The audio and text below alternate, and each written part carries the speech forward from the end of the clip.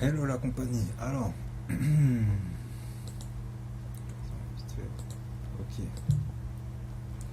Là, on va être sur un sujet là. On avait dit là le trois lettres de l'évangile là.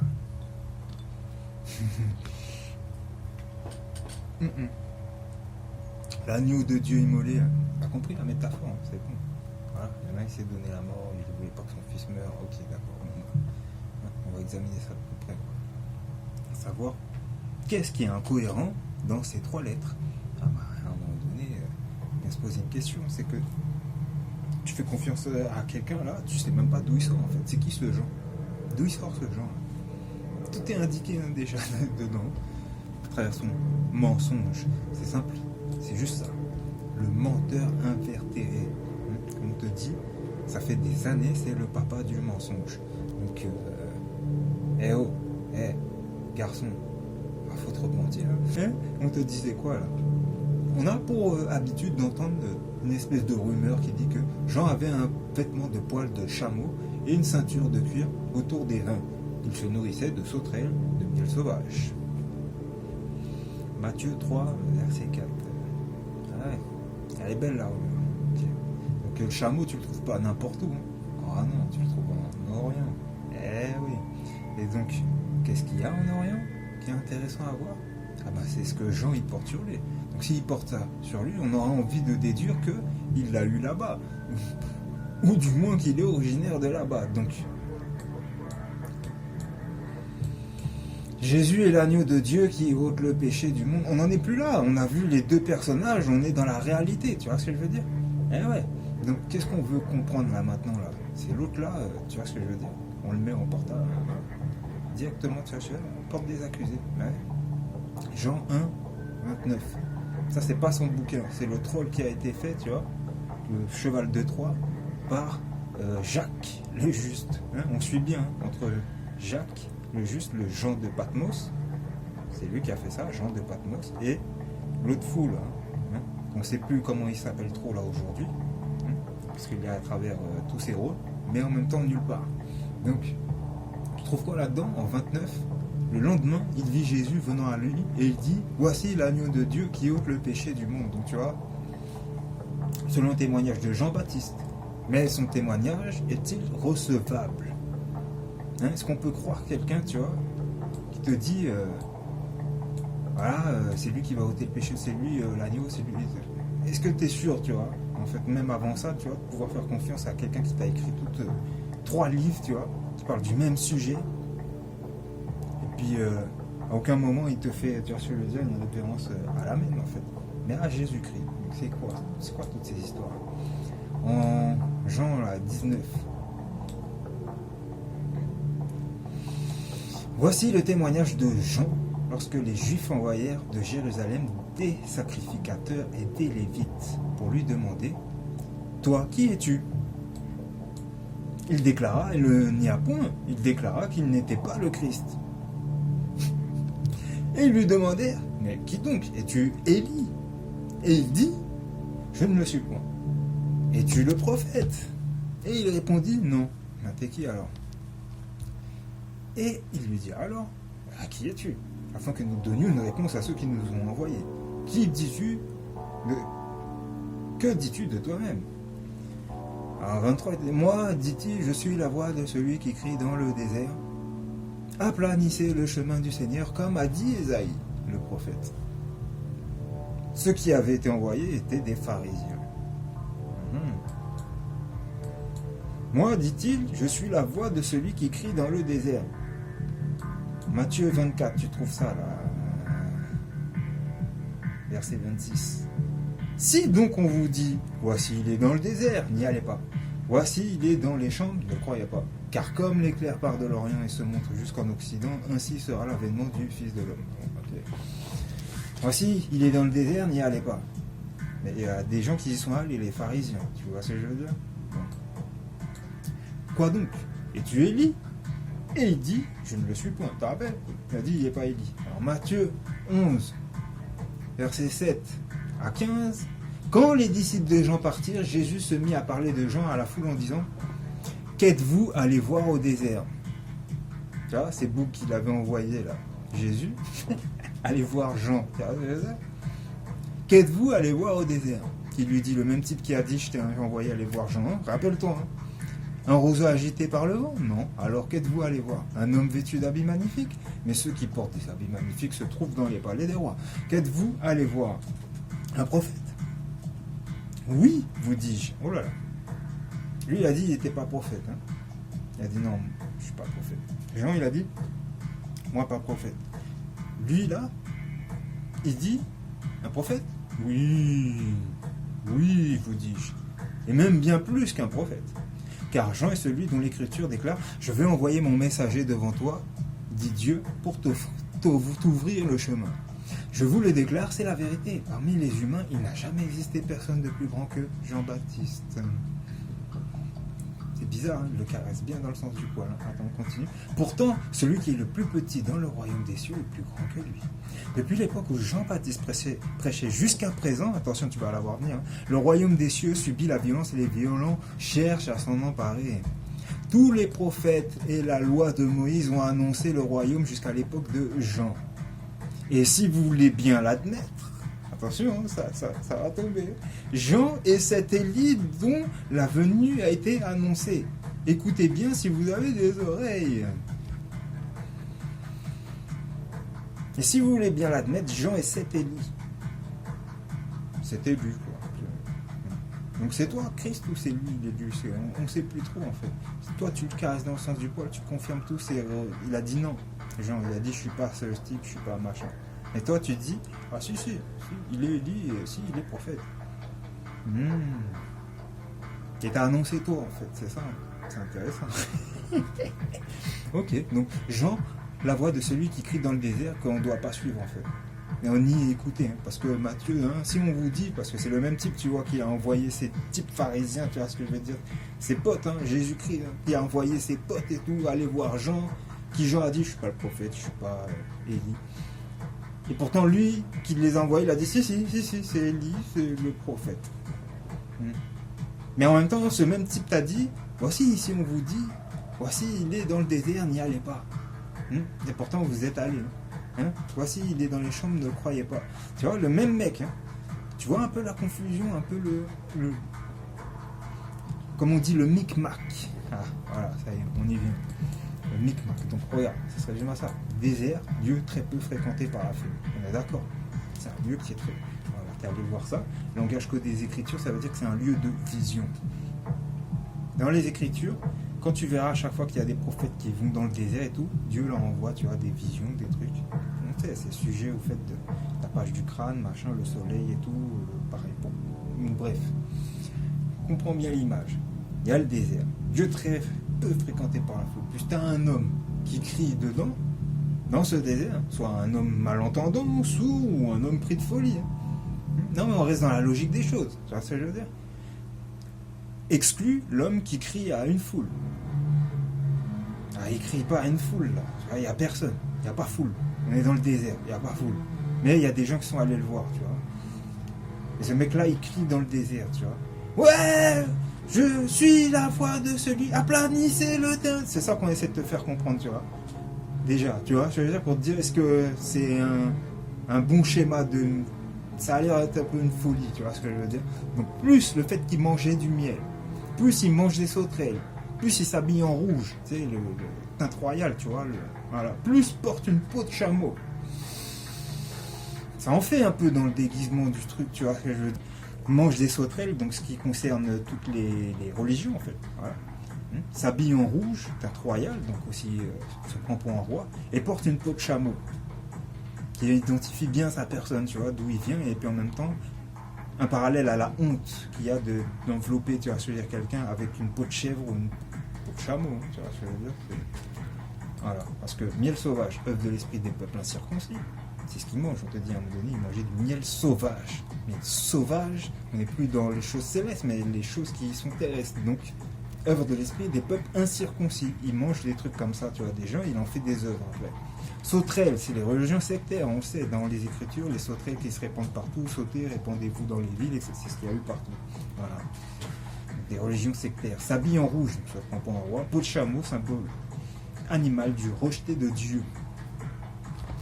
Jean-Baptiste égale, soi-disant, Élie, donc porte les vêtements du mépris. Tout simplement, ça voulait résumer tout ça en fait, si tu comprends dans le codage, ça voulait résumer tout ça. Et tu le prophète, et il répondit non. En conclusion, Jean est un menteur, et donc sous sa plume aussi, c'est un menteur. Voilà. Si vous voulez bien l'admettre, Jean est cet Élie dont la venue a été annoncée. Écoutez bien si vous avez des oreilles. Oh, oh. Donc quand c'était trouvable encore en 1 Samuel, le Seigneur dit à Samuel, voici que je vais accomplir une chose en Israël, à faire teinter les 2 oreilles de qui l'apprendra. Ce jour-là, je réaliserai contre Élie toutes les paroles prononcées au sujet de sa maison du début à la fin. Je lui ai annoncé que j'allais juger sa maison pour toujours, à cause de cette faute, sachant que ses fils méprisaient Dieu et ne les a pas repris. Voilà pourquoi je le jure à la maison d'Élie, ni sacrifice, ni offrande, rien ne pourra jamais effacer la faute de la maison d'Élie. Samuel resta couché jusqu'au matin, puis il ouvrit les portes de la maison du Seigneur, mais Samuel craignait de rapporter à Élie la vision. Donc je lui ai annoncé que j'allais juger sa maison pour toujours, parce que ses fils méprisaient Dieu et il ne les a pas repris. On trouve quoi dans le livre de vie de l'agneau? Quand on cherche, on trouve, on dit. Donc, bref, les 2 témoins, à un moment donné, dans le livre, il y a comment dit-on, un paragraphe à examiner. Dans les 2 témoins, dans l'intitulé du livre, c'est à 28, on te dit, par ces paroles, je justifie Moïse. Pardon, par ces paroles, je justifie Moïse et me justifie. Quoique je n'ai point à le faire. Mais entre ces 2 témoins que Dieu envoie séparément en des temps différents sur chacune de ces terres, il est nécessaire qu'un 3e prophète se lève pour empêcher l'imposture ou la révéler. Ce 3e prophète fut Jean. Il était alors impossible que d'autres prophètes aient existé sur la terre entière, car un autre n'aurait rien pu annoncer de différence que ce que Moïse a annoncé sous voile et que je viens révéler au soir du monde. Aussi, vous tous, des sectes, sachez dans quel milieu vous vous trouvez et avec quel esprit vous évoluez. Sortez-en, vous conserverez la vie, restez-y, vous périrez. Choisissez. C'est son livre, c'est ce qui a marqué. Donc, à la découverte de Saint Jean-Baptiste, c'est lui. Voilà, on l'examine. Dans toutes ses représentations, il est avec un agneau. Alors, l'agneau de Dieu. Oui, quitte à l'embrasser, le dorloter, le caresser, tu vois ce que je veux dire? On caresse la bête dans le sens du poil. C'est ce que je disais avant. Donc le Christ ou Jésus-Christ ou Jean-Baptiste, c'est la même bête. Mais c'est pas, faut pas chercher à comprendre. Non. Voici l'agneau de Dieu qui ôte le péché du monde. Créé en Jean 1.29. On reprend la chose de son dire et on comprend, tu vois, à travers l'image. Apocalypse s'adresse à la maison de Élie et parle pour Jean-Baptiste. Apocalypse 3, versets 15 à 16. Je connais tes œuvres, te dit l'Amen. Je connais tes œuvres, je sais que tu n'es ni froid ni bouillant. Je sais que tu n'es pas de ces 2 œuvres-là, tu vois. Le livre de vie de l'agneau, c'est pas toi qui l'as écrit. Je sais que le dernier qui est en train d'être, je veux dire, mis là, tout de suite, là, sans aucune édition, rien du tout expliqué par ma bouche et montré, là, t'es pas bouillant, frère, t'es pas chaud. Donc, le livre de la vérité du lion de Judas, tu peux pas le faire. Puisses-tu être froid ou bouillant, ainsi parce que tu es tiède, et que tu n'es ni froid ni bouillant, je te vomirai de ma bouche, tu vois. Donc le témoignage de Jean, le Nouveau Testament, je te vomis de ma bouche. C'est pour ça que tu m'entends parler comme ça, tu vois, de toute ton œuvre à la con, que tu as transformé à partir de l'autre là. Voleur. Donc bref, hautement trafiqué par l'adversaire, l'ennemi de Dieu. Depuis le début, on t'identifie, on te marque au fer rouge, on te laisse aller dans le désert, et puis jusqu'au jour où viendra le sacrifice, Azazel. Tu te rappelles? Voilà. Donc ça, ta même bête que tu traînes depuis un bon moment, que tu déguises en agneau, elle va être brûlée, frère, au feu, à la lumière, tu vois ce que je veux dire, purifiante, que tu puisses comprendre une bonne fois pour toutes que sous ton déguisement à la con, ça fonctionne pas pour moi. Donc, Ésaïe 61 dit, l'Esprit du Seigneur, l'Éternel, est sur moi, car l'Éternel m'a oint pour porter de bonnes nouvelles aux malheureux. Il m'a envoyé pour guérir ceux qui ont le cœur brisé, pour proclamer aux captifs la liberté, aux prisonniers la délivrance. C'est le livre de vie de l'agneau. pour publier une année de grâce de l'Éternel, et un jour de vengeance de notre Dieu, pour consoler tous les affligés, pour accorder aux affligés de Sion, pour leur donner un diadème au lieu de la cendre, une huile de joie au lieu du deuil, un vêtement de louange au lieu d'un esprit abattu, afin qu'on les appelle des térébintes de la justice. Une plantation de l'Éternel pour servir à sa gloire. Ceux qui servent, tu vois ce que je veux dire? La justice, mon gars. Et dans la justice, il y a vérité qui est juste accrochée à côté. C'est pour ça que je te dis, tes œuvres de mensonges, elles prennent fin aujourd'hui, partout ton cirque là. Donc le sacrifice des 2 boucs dans l'Ancien Testament. Lévitique 16. Regarde. Regarde. Condamnation. L'Éternel parla à Moïse après la mort des 2 fils d'Aaron qui moururent en se présentant devant l'Éternel. L'Éternel dit à Moïse: parle à ton frère Aaron afin qu'il n'entre pas en tout temps dans le sanctuaire ou dans du voile devant le propitiatoire qui est sur l'arche, de peur qu'il ne meure, car j'apparaîtrai dans la nuée sur le propitiatoire. Voici de quelle manière Aaron entrera dans le sanctuaire. Il prendra un jeune taureau pour le sacrifice d'expiation et un bélier pour l'holocauste.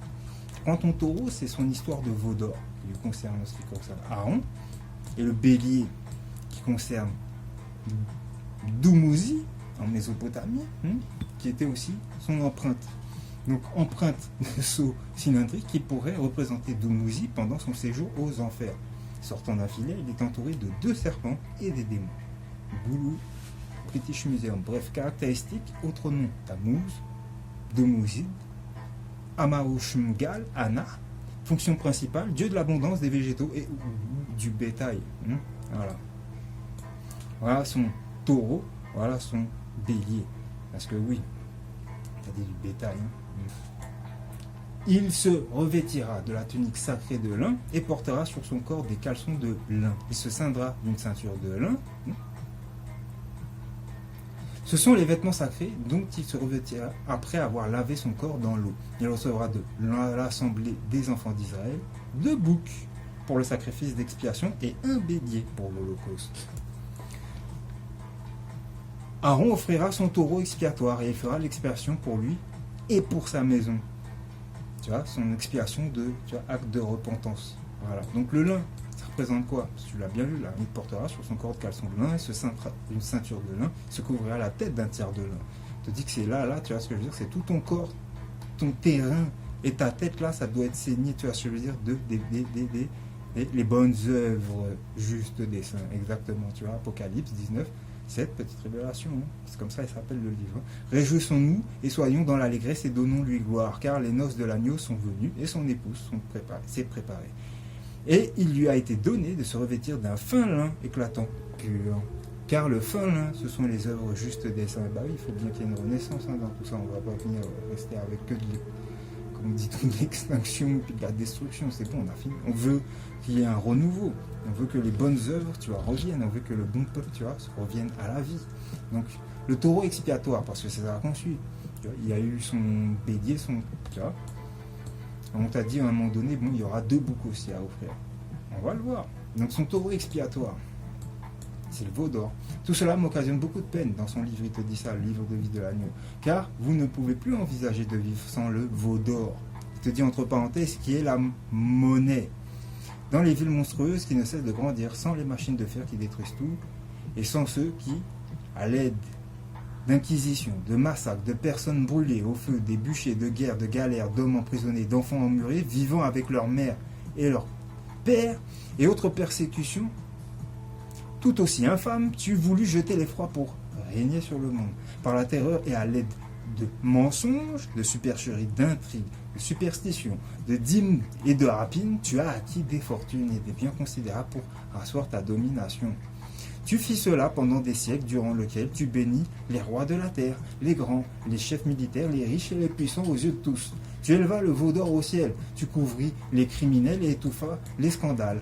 Ainsi, après avoir commis les pires infamies devant la face de l'Éternel, toi, la bête qui monte de la terre, oui, toi qui apposes ta marque sur la main droite et le front des nourrissons en faisant un simulacre de baptême pour te les attacher, sache que la fin de ton règne est arrivée.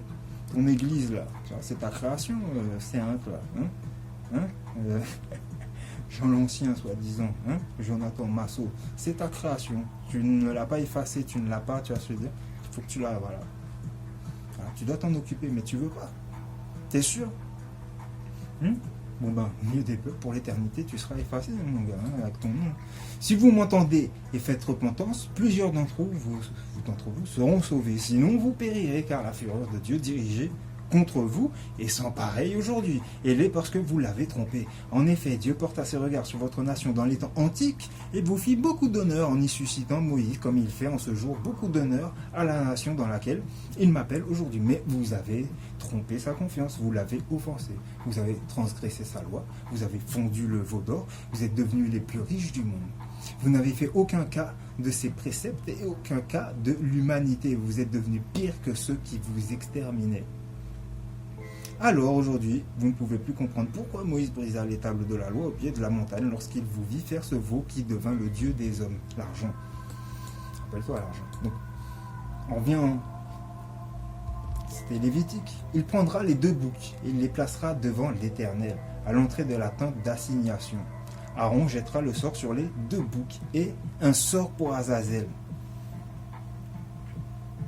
Ainsi l'image d'Azazel, hein, si tu veux une image, hein, avec son bouc. Ça te rappelle pas quelque chose, un type habillé en rouge, là il a barbe rouge, hein, mais un type habillé en rouge, tu vois ce que je veux dire, avec un agneau. Non, c'est pas la même image, hein. Non, effectivement. Un bandeau ou une tunique, tu vois, ça trompe. Hein. Donc un sort pour Azazel, son démon. Aaron fera approcher le bouc sur lequel est tombé le sort pour l'Éternel, et il l'offrira en sacrifice d'expiation. Et le bouc sur lequel est tombé le sort pour Azazel sera placé vivant devant l'Éternel, afin qu'il serve à faire l'expiation pour qu'il soit lâché dans le désert pour Azazel. Donc, le bouc sur lequel est tombé le... Donc, comment dit-on? Aaron fera approcher le bouc sur lequel est tombé le sort pour l'Éternel, et il l'offrira en sacrifice d'expiation. C'est l'œuvre d'Eliphas Lévi, c'est ce qu'on a déjà examiné juste avant, qui concerne son œuvre, dessin. Tu comprends? Voilà. Quant à l'autre bouc, et ce qu'il représente, c'est encore autre chose. Eh oui, tu vois, en Lévitique, celui qui est réservé pour Azazel, c'est autre chose. Afin qu'il serve à faire l'expiation, c'est ce qu'on est en train de faire. C'est son bouc là, avec l'image que je t'ai mis là, tu vois, entre Jean et son agneau là, et Azazel et son bouc. Lévitique 16, 20, verset 26. Lorsqu'il aura achevé de faire l'expiation pour le sanctuaire, pour la tente d'assignation et pour l'autel, il fera approcher le bouc vivant. Aaron posera ses 2 mains sur la tête du bouc vivant et il confessera sur lui toutes les iniquités des enfants d'Israël et toutes les transgressions par lesquelles ils ont péché. Ça te rappelle rien, le livre de vie de l'agneau? Il les mettra sur la tête du bouc, puis il le chassera dans le désert à l'aide d'un homme qui aura cette charge. Le bouc emportera sur lui toute leur iniquité dans un désert isolé. Il sera chassé dans le désert, dans le lieu des songes, j'allais dire des visions. Rappelle-toi le désert, le lieu où c'est aride, où il n'y a personne, quoi. Il le chassera dans le désert à l'aide d'un homme qui aura cette charge. Eliphas Lévi d'elle, ok? C'est l'aide. Ensuite, c'est clair, maintenant, l'agneau, c'est Jean. Le bouc, c'est lui aussi, son évolution. Donc, il s'habille en rouge, poil de chameau. Le chameau se relie au désert. Le bouc, dans le désert, lieu de vision, s'habille en rouge. Nous avons une description cryptée d'une œuvre fictive, mais pourtant existentielle dans la vie de certaines personnes qui s'en servent comme force. C'est Baphomet. C'est Baphomet. C'est l'image que vous en ressortez de ces œuvres. C'est Baphomet. Une cape rouge. C'est pas moi qui ai fait tout ça, hein, c'est vous, hein, les mecs. Hein. C'est comme ça qu'il faut le représenter. Habillé en rouge, avec les grandes cornes là, la bestiole là, tu vois ce que je veux dire, qui se prend pour un prophète maintenant. Voilà, c'est Baphomet. Donc Jean-Baptiste est égal Baphomet. Celui qui fait Baphomet, celui qui représente Baphomet, celui qui est, tu vois ce que je veux dire, cet horrible démon, comme diraient certains. Tu vois ce que je veux dire. Donc bref, on parle d'un homme, parce que tout démon prend naissance ici. Donc avant qu'il l'extériorise, tu vois ce que je veux dire. Voilà, ça, c'était dans son corps, tu vois ce que je veux dire. Donc le type est appelé prophète par Jésus. Mais quand les pharisiens viennent voir Jean, le type te dit non, il n'est pas prophète, il n'est pas Élie. Non mais franchement, mort de rire. Il est sérieux dans son rôle, mais voilà, il a menti. Il s'est revêtu de poils de chameau pour le faire. N'était-ce pas prophétisé par Moïse, cette histoire mensonge? Tu prends Zacharie 13, Verset 4. En ce jour-là, les prophètes rougiront de leur vision quand ils prophétiseront. Ils ne se revêtiront plus de manteau de poil pour mentir. Voilà. Donc si un menteur annonce sa propre personne sous l'apparence du bouc à égorger vif, représentant sa personne devant mourir au futur, tu comprends que tu as voulu mourir avec lui aussi, n'est-ce pas? Tu comprends cette phrase? J'espère bien pour toi. Jean chapitre 11, alors il leur dit clairement, Lazare est mort. Je suis heureux à cause de vous de ne l'avoir pas été là-bas à ce moment-là, car cela contribuera à votre foi. Mais maintenant, allons auprès de lui. Thomas, surnommé le jumeau, dit alors aux autres disciples, allons-y, nous aussi, pour mourir avec lui. Vous vous rappelez de cette phrase dedans? En Jean chapitre 11. Le livre du troll, tu vois, cheval de Troie. Parce que dans les autres, à un moment donné, je suis pas sûr, tu vois, sur Thomas, il dit ça. Parce que le livre de Thomas, le jumeau là, Didyme là, il est fou. Il est là pour justifier l'autre fou là, tu vois ce que je veux dire? Voilà ce qu'on dit, c'est que tous les menteurs, ils vont mourir avec lui. Tous les autres menteurs, là, Matthieu, machin, truc et tout, tu vois, tous ses disciples, ils vont mourir avec lui. Voilà. C'est pas une histoire de corps humain, les 12 nerfs, tu vois, non, non. Même s'il a voulu jouer au docteur, il s'en sortira pas comme ça. Médecin, sauve-toi, hein. Sauve-toi toi-même, t'as appel? Oh, sauve-toi toi-même. Oui, c'est bien, tu joues les médecins, t'as analysé le corps humain, c'est bien, t'as fait comme les Égyptiens. Tes enfants là, ils viennent, ils relèvent ces détails-là comme si c'est extraordinaire. C'est bien.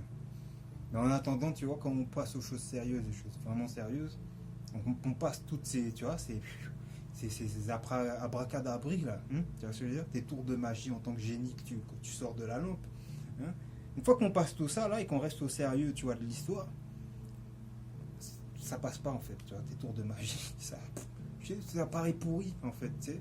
C'est que ouais, ça étonne les bambins, mais ceux qui ont l'esprit mature, ils recherchent la vérité dans tout ça. Pourquoi on souffre? Pourquoi, tu vois ce que je veux dire? On est là en train de... Les gens, ils se plaignent en fait, tu vois, ils comprennent plus c'est quoi Dieu, ils comprennent plus, tu vois. Pour certains, beaucoup d'entre eux, ils ont du mal à comprendre comment on se relie à la force à cause de tes tours de magie à la con. Et t'es pas honnête et t'es menteur. Et ça se prouve fois 1000 dans tout ton bouquin, franchement, sans difficulté, quoi. Donc, puisque tout le monde doit mourir avec toi, on envoie tout le monde avec toi. Tous les suivants de Baphomet, ils partent avec toi. Ils partent pas avec Lazare, je te le dis. Parce que c'est un détail important. Car il est au sujet de Lazare, dit dans l'histoire.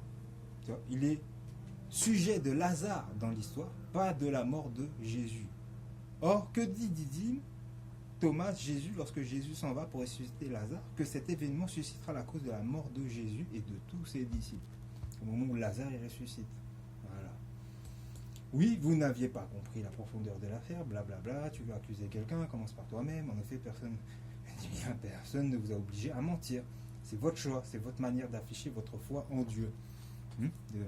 Pour ça, Dieu vous rejette. C'est votre récompense, c'est malheureux. Tu vois, donc les disciples menteurs, ça représente quoi? Tu vas dans la galerie des faux prophètes sur YouTube, vas-y frère. Les disciples menteurs de Jésus. C'est des trucs quand tu vois où les titres c'est Rapture Dream, Jesus spoken clear, please listen. Tu vois, on te dit voilà. Tu vois, absolument, ils veulent témoigner, ils ont vu Jésus. Donc, ils voient Jésus face à face. Avant de mourir, t'en fais une vidéo. Tu vois, un sataniste a une vision de Jésus durant un rituel. Ok. C'est génial.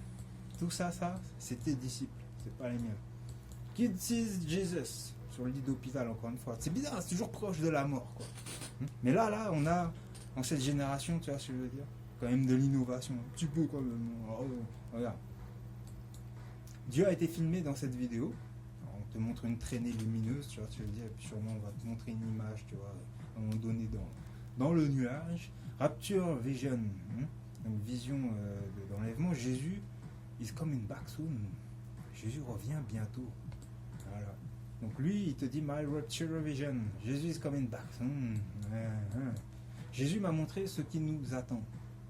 On parle toujours de Jean, un personnage fictif qui ne veut pas s'afficher, ne veut pas se montrer, qui fait des trucs spectres. Tu vois ce que je veux dire? Un coup je suis là, un coup je suis pas là, un coup suivez le mensonge, un coup écoutez-moi, ne m'écoutez pas. Ça c'est Jean. Ça c'est Jésus là, actuel là. Donc on te dit, tous ces disciples là, le pire est à venir, un chrétien a des visions sur le futur. Non, mais ça peut continuer comme ça pendant un bon moment. Tu connais, hein, c'est à vomir pour certains. Bah, je sais, bébé voit Jésus en vision, commence à prophétiser. Incroyable. La fillette a l'air d'avoir 3 4 ans, tu sais. À peine elle sait parler et encore avoir l'esprit de maturité, mais on y croit, quoi, on y croit. Vision ouverte de la fin du monde et du retour de Jésus-Christ, 2 témoignages. Et la miniature dit il pleure après une vision. Alors, on le montre bien, il a l'air dépité. Ça n'a pas l'air d'être une bonne nouvelle. C'est bizarre, hein. Ça n'a pas l'air d'être une bonne nouvelle. Jésus-Christ m'est apparu dans une vision. Le témoignage incroyable de Cyril, ex-zen bouddhiste. Jésus est réel, je l'ai vu, il te dit. C'est génial. Je suis mort et j'ai vu comment les gens vivent au paradis, te dit une autre vidéo. Ok, d'accord. Je suis mort et j'ai vu 70 ans dans le futur. Après, certains me diront, ouais, mais tu sais, peut-être ça peut être vrai. Bienvenue après du dernier sommeil, nous partageons des récits personnels d'expériences de mort imminente. Je dis pas que les gens, tu vois, je veux dire, n'ont pas vécu des expériences de mort imminente. Hein. Je dis que là, dans tout ça, il y a beaucoup de menteurs. Le Seigneur était fâché contre moi. Une dame raconte une vision de Jésus. Jésus était fâché. On se demande pourquoi. Il avait des raisons d'être fâché ou... Non mais franchement. Iran. Un musulman voit Jésus et se convertit. Témoignage chrétien. Waouh. Retour du Christ s'appelle la chaîne. Hein. C'est pas suspect. Il voit Jésus face à face. Témoignage bouleversant. Il voit Jésus face à face. Carême 2022, émission Carême bien. J'ai vu Jésus et j'ai été... Pour moi, je te l'ai dit, Jésus n'existe pas et sur l'auteur veut surtout pas, tu vas se dire, te le ramener à la vie. Quoi. Tu vois, le principe de voir quelqu'un ressusciter et puis t'apporter, tu vois, la bonne nouvelle, ok. Mais un gars qui vient, qui te rapporte que le malheur et le mensonge, c'est bizarre un peu. Hein. Franchement, je te le dis. J'ai vu et j'ai été terrifié. C'est ce qu'il m'a montré. Ils ont tous peur. I saw Jesus and I was terrified. Ok, this was his message. Ok, ce que Jésus m'a montré m'a laissé en larmes. Oh, pauvre garçon. Un homme musulman a une vision de l'enfer, mais Jésus le sauve et le sauve. Le témoignage amer. From Islam to Jesus. Bien. Toujours les mêmes disciples hein, du bouc. Saviez-vous que Jésus apparaît aux musulmans par millions? Tu sais que par exemple un agneau c'est censé devenir soit... tu vois ce que je veux dire, à l'âge adulte, un mouton, voilà, c'est la femelle, mâle, tu vois, c'est au choix, tu vois, soit mouton, soit, tu vois, comment on te dit, bélier, ou censé devenir un truc, une bête à cornes, voilà, avec des cornes, tu vois ce que je veux dire. Donc la même chose qui traîne au pied de Azazel. Saviez-vous que Jésus apparaît aux musulmans par millions? Jésus apparaît dans le ciel. C'est un ballon gonflable ton truc, je sais pas, un ovni, mais bon, bref, incroyable, Jésus a été filmé dans le ciel. Apparition de Jésus, tu vois une tache, quoi, incroyable, Jésus a été filmé dans le ciel. Jésus lui apparaît et fait peindre un tableau. Apparition de Jésus à Tindari le 16 août 2018, je pense que vous en avez marre, là, la Vierge Marie apparaît en Bretagne. 5 apparitions de la Vierge Marie capturées en vidéo. Ça ressemble fort à un rejet d'hydrogène par un volcan, dit le boucan lui-même. Des anges apparaissent lors d'un baptême. Rejet d'hydrogène, terrain créé aux couches de condensation au sol. Mais bon, on s'en fout. C'est que le truc, tu peux pas avoir des apparitions comme ça et puis dire que bon, des anges, Vierge Marie, ça c'est digne de la superstition. Aussi, lorsqu'un phénomène d'origine électromagnétique se produit, te dit le livre de David Delagneau, il ne faut pas s'effrayer. Il ne faut pas s'effrayer. Par ailleurs, pensez que la décomposition de certaines matières organiques produit une exhalation d'hydrogène phosphoré que l'on voit fort bien la nuit. Les soi-disant feux follets, et dans l'obscurité du fond d'une grotte durant la journée. Là encore, il ne faut pas en conclure qu'on a vu un fantôme, ni prétendre, comme le font les membres de l'infâme, qu'il s'agit de quelques manifestations de personnages de l'écriture. Abstenez-vous-en, car les apparitions de fantômes ou autres entités n'existent que dans l'imagination des gens d'une grande faiblesse spirituelle qui sont alors des proies faciles pour ceux qui les exploitent. Je parle du phénomène en groupe, ok? Pas individuel, en groupe. Je sais pourquoi je te dis ça. Bref, là, faut réfléchir à ça. Donc Amen et moi, nous formons une seule voix basée sur la justice et la vérité, non sur l'injustice et le mensonge. Je te dis Osiris et les histoires, tu vois ce que je veux dire, des écritures. Voilà. Donc, dernière chose, avant de quitter cette page maudite, vos pères ont été vous ont légué ce que vous détenez aujourd'hui pour foi en Dieu. Donc cette image résumée aussi le présente. Quand vous avez cru servir le Christ, non, vous avez servi Jean en tant que disciple de Jean. Les disciples de Jésus sont 12, les disciples de Jean sont légion. Tu te rappelles? Démons, légion, etc. Donc le Dieu de Jean, Baphomet. Ça c'est en cachet, hein, puisque c'était dans les mentions. Tu vois ce que je veux dire? Je suis légion, disait le démon qui est sorti de l'esprit de... Hein? Voilà. Il est là, le Baphomet. Et tous ces suivants qui ne savent pas dans l'ombre qui suivront ça lorsqu'ils suivent les 3 lettres de l'évangile. Donc les disciples de Jean, Templiers et les chrétiens malheureusement, qui sont tombés dans un piège, comment dit-on, farfelu en fait, un piège, je veux dire, de fumée, un piège en l'esprit pour tout esprit qui n'a pas en fait les atouts. Je vous donne les atouts, prends les atouts, t'as des épées, tu vois ce que je veux dire, tranche frère, et comprends parce que, ouais, là, c'est la famille là, qui en pâtit de toutes vos bêtises, quoi. Mais oui, ma soeur, c'est la même chose. Donc maintenant que c'est clair, là, j'ai fini. On vous l'a dit, séparation des boucs et des brebis. Pas d'agneau à sauver.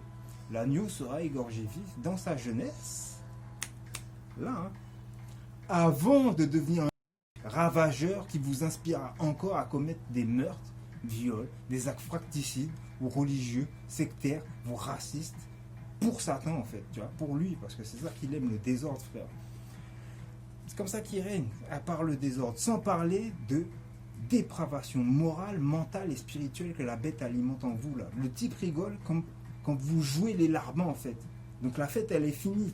Faut arrêter de suivre ce type avec ses heures, là faut tout stopper. Là il faut se remettre, tu vois, à la lumière là. Tu reviens dans le vrai, la justice et la vérité, tu vois ce que je veux dire? Là, il y a de la force. Dans ses affaires à lui, égarement, division. C'est ça que tu vas trouver, plus une vie qui sera misérable. Et on est en plein dedans. Voilà comment on en est arrivé à là.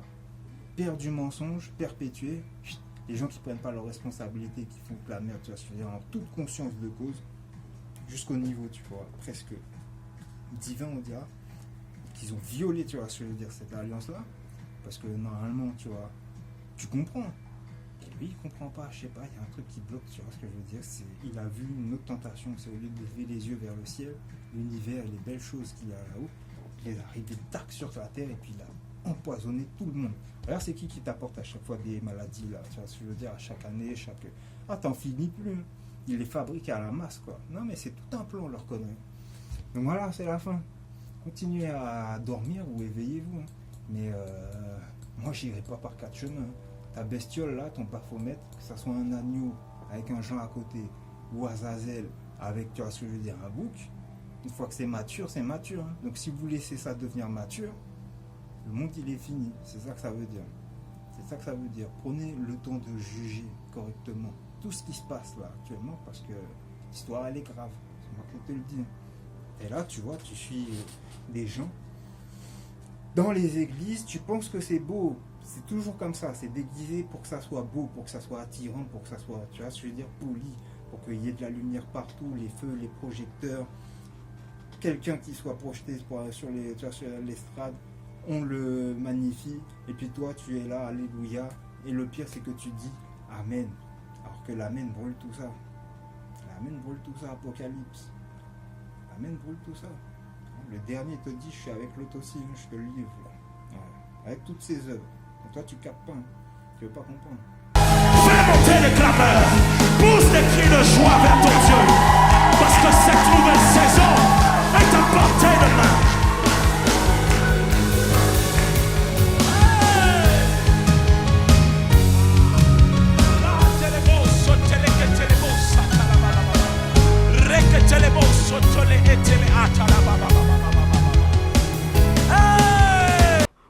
What English, motherfucker, do you speak it? Parce que bon, bah voilà, ce serait trop. C'est hard cette histoire. Hein. Ça te. ça t'as envie de sortir de ton corps. Tu dis, c'est pas la réalité, mais la réalité, elle est bien plus choquante que tous tes films d'action à faire actuellement. Hein. Non, il y a veillé. Il a bien veillé. Ça fait en sorte que tu puisses être bien endormi. Tu vois. Soit tu viens, t'assumes ta partie divine, soit regarde ce que ça donne. Quand tu y atteins et que tu veux pas l'assumer. Hein. Les hommes boucs, frère. Et les mecs qui sont contents en plus, hein, tu vois, à faire toute leur connerie. Bref, je ne vais pas m'attarder, fin de l'histoire. Voilà, c'était Jean et la bête, le faux prophète, hein, à travers l'image de l'agneau a immolé. Ouais. Alors du coup, là, maintenant, là, spirituellement, toutes ces œuvres, tout, on arrête tout, tu vois, tout, parce que tout a été fabriqué, tu débranches l'électricité, tu coupes la télé. Ah là, tu fous le bordel dans le sens où tu deviens mort pour ce monde. Là, tu comprends un peu hein, la métaphore. Hein. Ah, tu seras beaucoup plus vivant, tu vois ce que je veux dire. En étant proche de la nature, qu'en continuant toutes les conneries qui sont engendrées par son monde avec ses lois d'homme. Tu vois ce que je veux dire. Voilà. Son avenir qui est uniquement basé sur le matériel, à vouloir modifier carrément le genre humain, tu vois, et faire en sorte qu'il ne soit plus stable, en fait, équilibré dans son esprit, qu'il devienne fou, qui perd pied, qui n'est plus foi, tu vois ce que je veux dire, en n'ayant plus de repères. Voilà, quand je dis foi, c'est en lui-même, hein, la divinité, tu vois, la nature, que ce soit le monde que tu lui donnes, tu vois. Tu te perds dans un monde imaginaire, bétonné, rempli d'images suggérées pour te donner un genre, une attitude, pour que tu ne puisses pas être toi-même, pour que tu puisses être égaré, ne pas atteindre l'esprit divin. Voilà. Ça, c'est le plan de l'autre, ça. C'est ce monde. Si toi tu veux changer de monde, commence par te changer toi-même. On l'a dit à lui en premier, et ensuite on le dit à vous aussi, parce que il y a un moment donné, il faut changer. Il faut changer, ou sinon c'est la mort qui est assurée. La mort de toi-même, toute ta descendance là, tes rejetons. Et ça, je sais pas qui veut vraiment que ça puisse arriver autre que lui, hein, tu vois, et tous ceux qui le suivent, quoi. Si vraiment, tu vois, il y a un équilibre qui doit être rendu, c'est à travers ça, justice et vérité. Donc voilà, c'était Jean-Baptiste Baphomet. C'est aussi simple et clair que ça. Tu veux qu'on continue à examiner le Nouveau Testament? Là, on était juste au début, hein, témoignage de Jean. On n'est pas allé bien loin, tu vois. Déjà là, les images qui se révèlent, elles sont assez dégueulasses. Mais si on continue avec tous ces mensonges, ça devient un gag. Hein. Après, c'est toi qui vois. Hein. Voilà, moi je pense que je fais correctement mon travail pour éveiller justement les pauvres gens là qui sont encore en train de se débattre de ce démon là. Donc, à la prochaine.